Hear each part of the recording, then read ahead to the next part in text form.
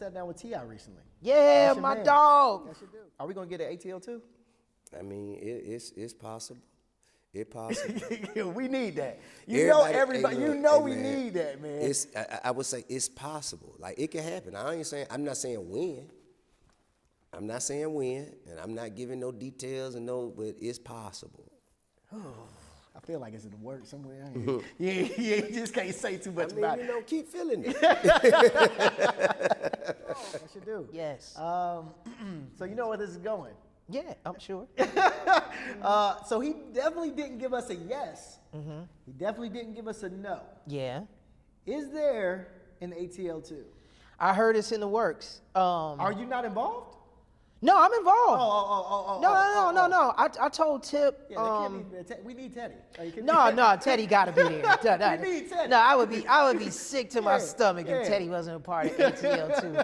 No, I had a brief conversation with Charlie Mack, who's Will Smith's best friend and right-hand man. And for people who don't know, Will Smith was one of the executive producers of ATL. Oh, really? Yeah, Will Smith. I definitely didn't know that. Yeah, and T-Boz from TLC, alongside with Dallas Austin. They were the executive producers of because the tale of ATL was originally called Jelly Beans, but it was inspired by this skating rink in Southwest Atlanta where Dallas, OutKast, TLC, and all of like the founding fathers and mothers, if you will, of Atlanta entertainment.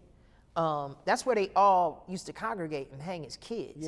So like Nunu, Lauren's character, I think is loosely based off of like T-Boz. Really? And her personality back then. Yeah, and then Tip's character, it was kind of made up, but kind of like in the same vein as like Dallas and him meeting all of them and all of them growing up together.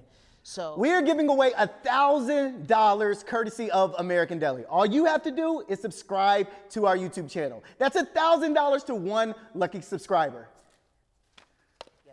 So, no, but all of that being said, Charlie Mack reached out to me and was like, hey, we're in the middle of talking to Warner about it. Looks like it's going to be greenlit. We're still developing the script. I did talk to Chris Robinson as well, our director.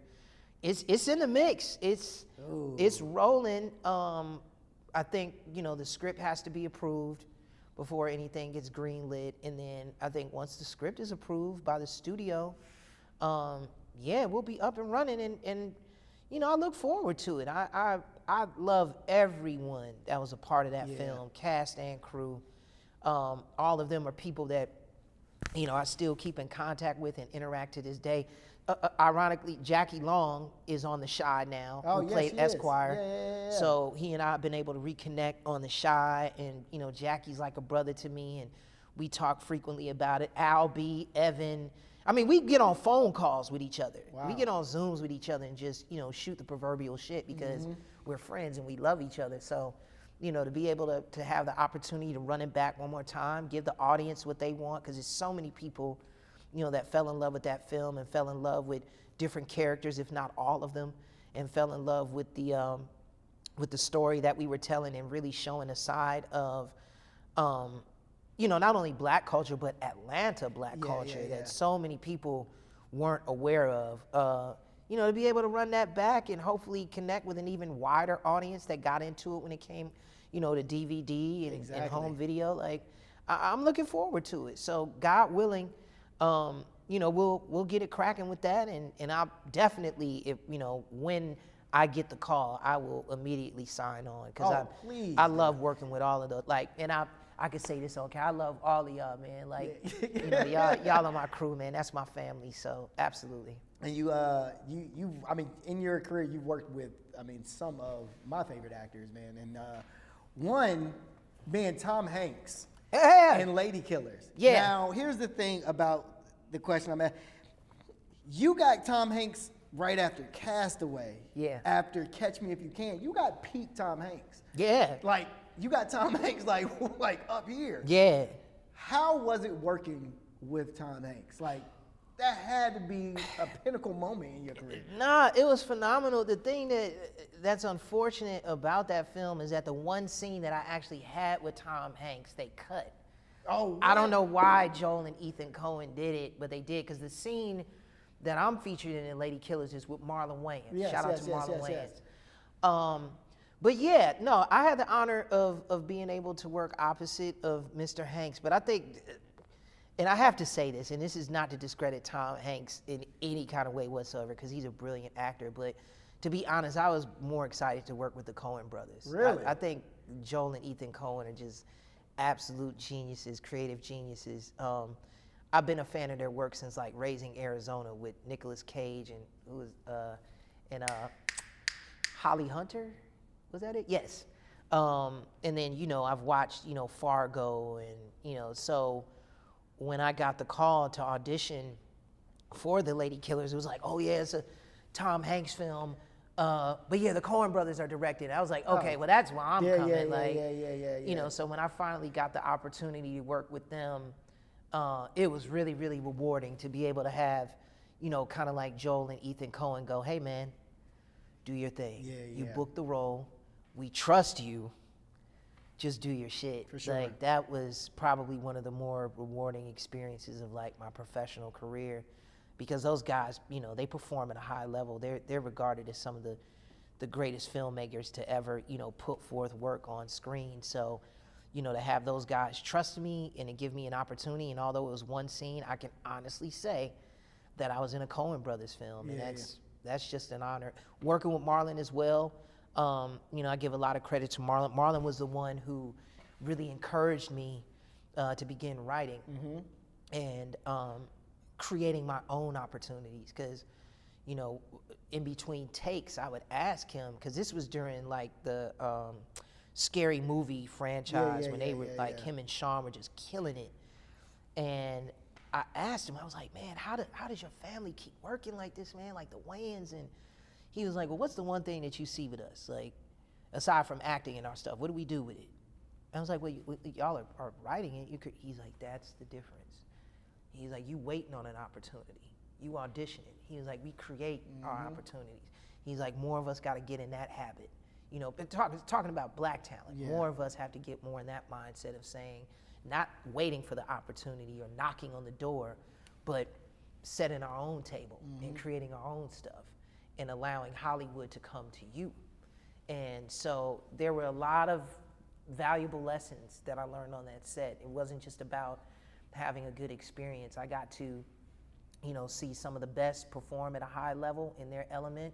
And then I, was educated or I was given wisdom and knowledge by legend himself, Marlon Wayans, with, sharing with me the importance of stepping out and having faith in my own ability as a writer and creating things for myself and my peers and my colleagues. So yeah, Lady Killers, although a lot of people didn't know I was involved with that film, from a personal standpoint, I probably took more from that film as far as being like a working professional than any other film that I've been a part of. Really? Yeah. Wow. Just in those 2 days I was able to work. I mean, it was like going to Harvard, you know what I'm saying, on like just some creative shit. Like seeing Joel and Ethan work together like that, it was insane. Yeah. And then to see how the film came together, critically acclaimed, didn't do that well commercially. But that doesn't matter. Some art is meant to be appreciated later. Yeah, and true. I think the Lady Killers is one of those. People who do get a chance to check it out, they instantly fall in love with it. They go, man, that's a great film. So to be a part of something like that, it was a blessing for sure. Is there something that you've auditioned for that you didn't get and you really, this is a two-part. There's something that you auditioned for that you didn't get, and also, is there a role out there that you haven't tapped into yet? Like, is there something that you haven't tapped into yet that you really want to tap into? There are roles that I haven't gotten that I thought that I was deserving of, but I'll be honest with you, I can't recall them because I let it go afterwards. As an actor, once you get through doing the audition or the self-tape, you gotta let it go. It's done. Otherwise, it'll drive you crazy. It's done. And it'll put you in a position, in a mindset when another actor gets booked for it. I'm not a resentful person, and I don't like to be on well, it could have been me, or I could have done a better job. Like, I've always been one of those guys that goes, hey, if it's meant for me, it's for me. If it's not, it's meant for that person, and I'm at peace with that. And so, I don't dwell on the past, and I don't dwell on so-called missed opportunities. That so-called missed opportunity was just a lesson for me. It gave me an opportunity to play around as an actor, to experiment, to be creative. And sometimes that's just what the process is. It's just being able to do that. Sometimes that's the fun. Now, if you get the role and you book it and you get paid, I mean, that's the cherry on top. But I've grown comfortable as an actor just being down with the process, and being comfortable with just experimenting and trying different things. And if it lands, it lands. If it doesn't, it doesn't. As it relates to the future and things that I would like to get into, I think, there are roles out there that I want to play. I think that if there was ever a biopic done of like Curtis Mayfield, I would love to take a stab at that. Because I just think he has a very interesting story, and he was so layered. And I love characters that are like kind of intertwined with music. And then being that he was from Chicago, and I think helping to kind of tell a story like that would be fun to do. Yeah. But other than that, I really don't have any like specific roles or things that I want to do on screen. I'm kind of just, if the opportunity presents itself, and if I'm right for it, I'll walk into it. I think the passion right now for me creatively is being more of a content creator, writer, producer, and hopefully helping to present opportunities to some of the new generation coming up, to where they can shine and do their thing, and to where I can guide them and help them along the way. So, that's kind of where I'm at right now at 45 years old. I'm just 45 years old. I will be 46 July 18th of this year. Really? Yes, sir. Brother. Yes, sir. That's crazy. Yeah, I mean, you can't tell with the grades. They in there. 45 is wild. I would have never guessed you was 45. Though. Yeah, man. Wow. I've been blessed to be on this earth for 45 years, and hopefully, for another 45 or more. Come on now. But, I'm just at that stage in that chapter in my life where, I recognize how blessed I've been. And now I just want to continue to be a blessing to others, through my gift. And, that gives me the same level of fulfillment as being in front of the camera and receiving that feedback, that positive feedback and energy. Helping people gives me that same feeling. So I want to tell you, man, because you definitely did knock down a lot of barriers for, black actors, black young actors as well. With Smart Guy, we were having this conversation earlier, man. Will Smith from Fresh Prince, he kind of started the, I'm not going to look corny or cheesy on camera. Yeah. I'm going to look like, this is how black kids act. Yeah, I'm going to be a cool black kid. Yeah. And Smart Guy definitely made it to where it's like, I'm not this corny. Y'all about to give me these corny lines. No, I'm smooth. I'm fly. I'm the one thing that stands out about the show is the hood safaris. I mention this all the time because I would love for this to be an actual reality TV show. Hood Safaris would be a great reality TV show. That'd be fun. Who made that up? You or Omar? Was that the writers in the writer room? No, I'll give the writers credit. Shout out to Smart Guy's creator and head writer and showrunner, Danny Kalis. Danny came up with that concept, that idea, but I think he came up with it knowing that both Omar and I could execute it. Yeah. And thank you for even mentioning that too, as far as representation when it came to black kids being represented on TV as like being cool and not corny. That was something that we actually fought for. Yeah. I remember specifically when we first started Smart Guy, because it's a Disney show, although originally when it first aired, it was on the WB network, but it's a Disney-owned show. And I remember that, one of the first wardrobe fittings that I had, and I was looking at what they were trying to put me in, and I was like, I can't do this. I was like, what was it? Man, it was just something corny, like whatever, like the jeans, the sweater, the whole. It was just like it was the template for the sitcom kid, the corny black sitcom kid. Yeah. And I was just like, that's not me. I was like, I'm from Chicago. We wear Jordans. We wear this, because I was rocking Allen Iverson shoes. I was coming to work with the shit on. Yeah. So I was like, that's what this kid is supposed to be. Like, he a kid from the neighborhood. Why are you trying to have him look like this? Even when it came down to the hair, I was like, I want to wear my hair natural. you know, if given the opportunity, I kind of want to wear it unkempt and kind of fucked up, you know, Yeah, nappy. true. Because that's how I wore my hair, and I was proud of that. And the kids of my generation at that time, that's how we were rocking. And so I give, you know, Danny Kalis, Suzanne DePass, Suzanne Costin, Irene Dreyer, all the producers of Smart Guy, they trusted me with that. And Disney, I'll give Disney that credit too. Because it would always have to be a thing of getting approval for a sneaker or getting approval. Dang. You know, no, I was like that. It was like that.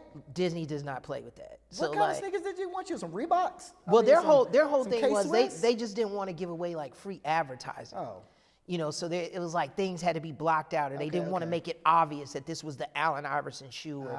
But it got to a point where they trusted me enough, especially when they began to get the feedback from the audience, that a lot of the kids that were tuning in to the show, that's what they were tuning in for, not only for the comedy and being able to relate to these characters, but like we were coming on TV looking fly. Yeah, yeah. You know, so I think that, you know, once Disney and the other executives began to kind of see that for themselves, they were like, man, let's let these guys be their authentic selves. And it worked out. Yeah. It worked out.